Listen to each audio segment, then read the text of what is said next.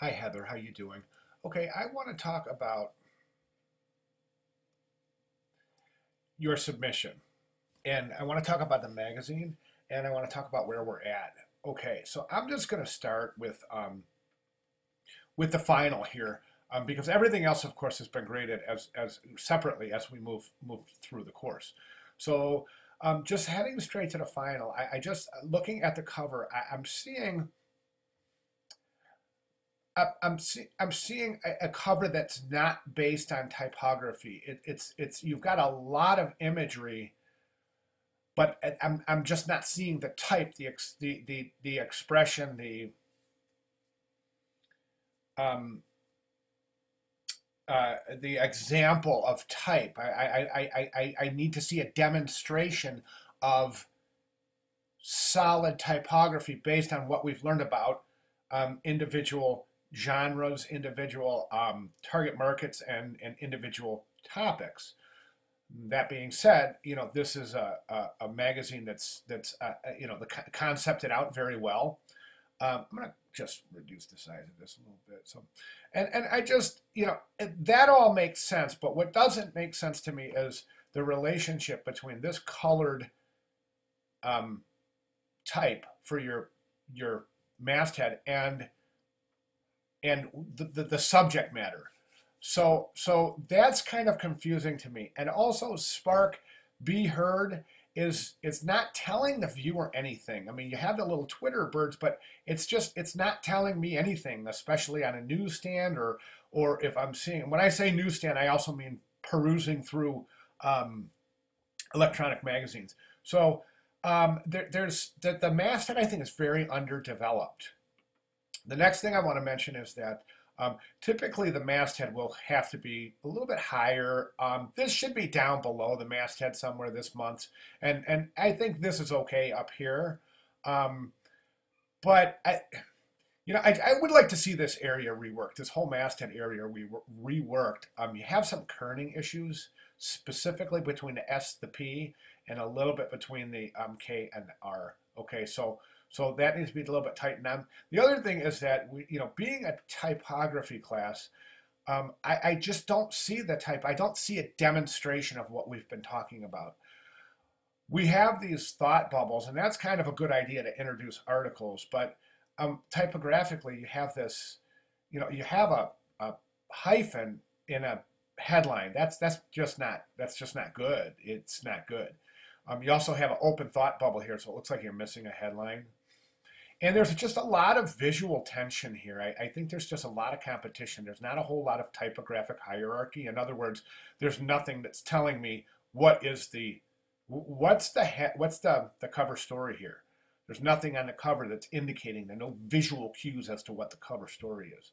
Okay, so I'd like to see better typographic hierarchy here. I'd like to see more typography. I'd like to see a better demonstration of typographic rules, specifically based on magazine covers as we studied through our course. Um, okay, and that's basically what I have for the cover. I would have, you don't need all this background on the cover. I mean, you could have just used this image right here and just cut out all of this background gears and birds and arrows and all this confusing stuff and just reduce the size of that to about like this. And then you could have just put your headlines down the side like traditionally what we're looking for in a magazine cover. Okay, so let's move ahead to the contents page. And again, I think right here, I think we have just too many visual cues. You have all these different colors, then you have all these things in the background with money and these different little icons all in different colors. And then you have this type in different colors as well, red, blue, black, and then these multicolors and blue up here. And there's too much going on, man. I mean, and then you have this number here, this 18 is different than your other page numbers, not only by location, but by color.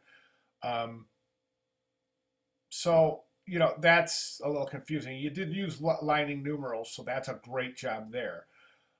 Okay, so that's just kind of what I think, what I'm seeing here. Center aligned typography on a um, contents page is really super unusual. So I think this is very unorthodox. Okay, and then let's look at the cover. Okay, here's the cover. Here's the visual and the visual posture created by the cover typography and imagery and the way the whole thing you've set up visually. Now, so we're going to the main story. Okay, so there's nothing visually connecting this typography here or this imagery or anything with the main story, which is here.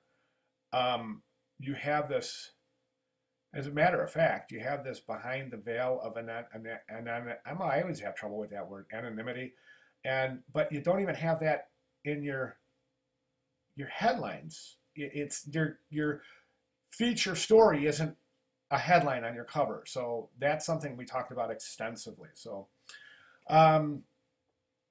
okay, this right here, this is kind of odd. This call out right here, because it's just in a different color and it's not really, it's sized differently, but the placement's kind of odd, and I think a lot of it has to do with the really, really tight gutter you have here between your columns. This drop cap should be dropped into the paragraph down like this, so that you can align this top line with this top line, okay? And that would give you a lot of nice alignment here and just a really clean space without all this clutter right here, okay? You have some issues with spacing. I'm not real sure what this is right here. It just, you go from this to a quote and then said a Twitter, and the only reason I read that is because it's spaced so unusually. Normally I don't even look at the text. And I think that there's a couple of other areas. There's a lot of use of hyphens there, and you might want to clean that up.